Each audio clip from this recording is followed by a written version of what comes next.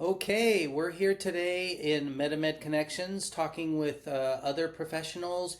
In this case, I'm delighted that we're getting to work with Emma's email marketing software group. This is a group that we actually chose several years back. We have Nate Gallagher here. Hey Nate, how are you today? I'm doing well. Thanks, Brent. How are you? Doing great, thanks. Yeah, we were talking about this before our MetaMed connections. We actually chose Emma over, some of their direct competitors, Constant Contact, Mailchimp, those groups, and there's others, of course, in the industry segment. But we chose Emma specifically because we were able to use their multi-level user access capability so that our clients could perform their own newsletters. They could create their own newsletters, or we could create those newsletters, and then they wouldn't have ability to see all of our other clients' work. And that turned out to just be like a really important feature for us, and it kind of made the difference for us. What are your thoughts on that particular feature, Nate? Yeah, that's great to hear. That's a huge part of the Emma platform is the brand control that you have and the tiered account structure, which allows for you to have multiple sub accounts underneath a single brand or multiple brands with underneath a single parent account and kind of provide the marketing assets, templates, images, things like that to the users in a tailored way so that they feel empowered to either, like you said, create and send their own newsletters, or if you'd like, you can really build them out on their behalf and share them down and then have them just hit send. Great. Okay, well, we have a few questions that we want to ask you today. We want you to be able to share your expertise with our audience.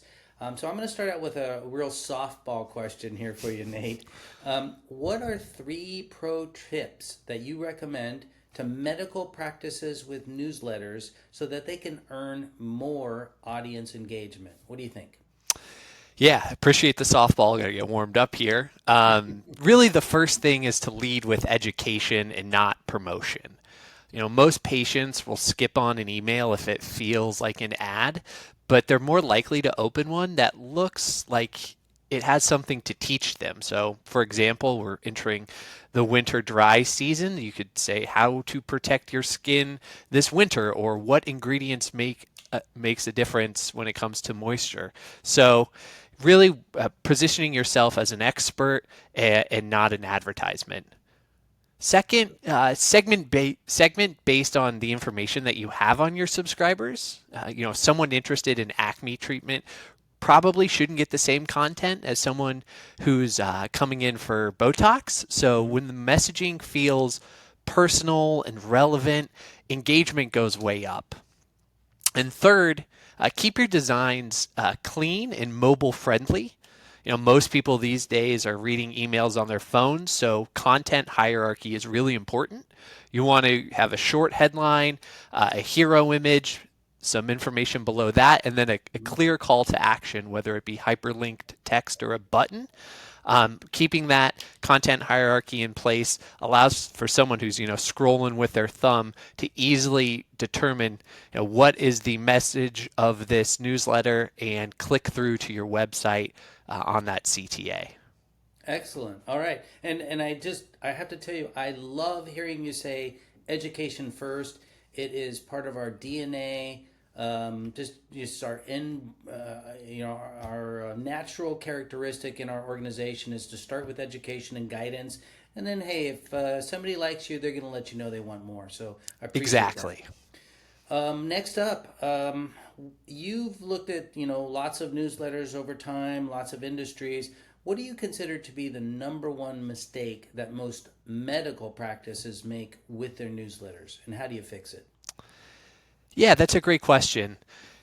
Kind of back to the education piece, most practices treat newsletters like a flyer. They're going to pack in a bunch of information, discounts, promos, things like that. And the real fix is to offer value, whether it's through storytelling or education.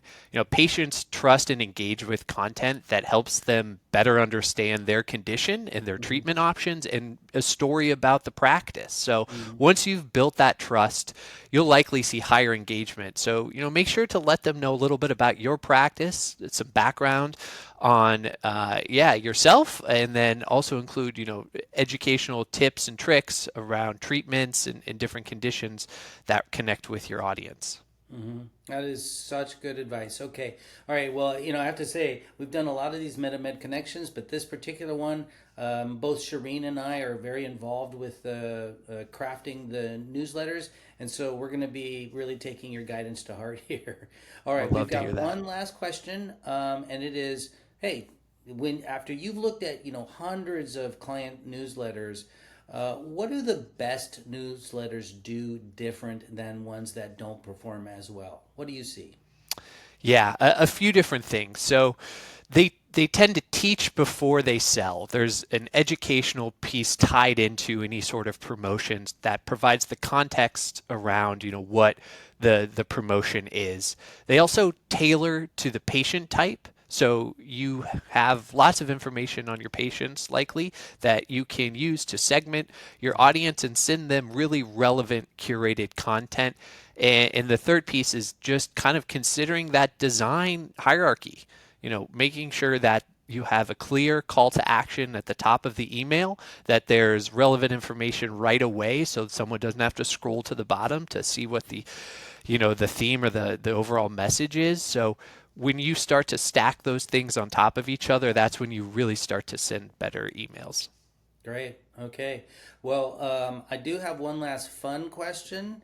Our last email newsletter round, Shireen and I and our team, we achieved a 9.6%. Is that pretty good, or I mean, should we really be trying to revamp? I mean, how is that relative to other newsletters you see? It's really based on your audience. It's tough to compare metrics across industries. The Hmm. best advice for looking at metrics like that is tracking your audience's engagement over time, and Hmm. if it's growing based on the content you're sending and Hmm. when you're sending, so you can pick a variable and adjust it. But as long as that's tracking in the right direction and engagement is increasing, then you're on the right track.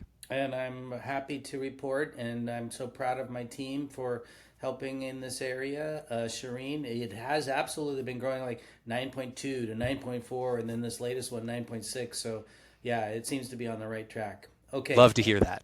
Yeah. So, Nate, as a vendor to MetaMed Marketing and as a vendor to all of our existing clients that are using this software, we really appreciate you guys. We appreciate your time, your expertise today. So, thanks so much for coming in and sharing what you know about this really important industry segment. Yeah, it was great to chat, Brent. Keep up the good work. 9.6. I expect 9.8 next time we chat. But yeah, happy to Oh, you're happy to putting the partner with pressure you on, all. man. Great. Okay. Thanks again for your time and your expertise. Yeah, take care.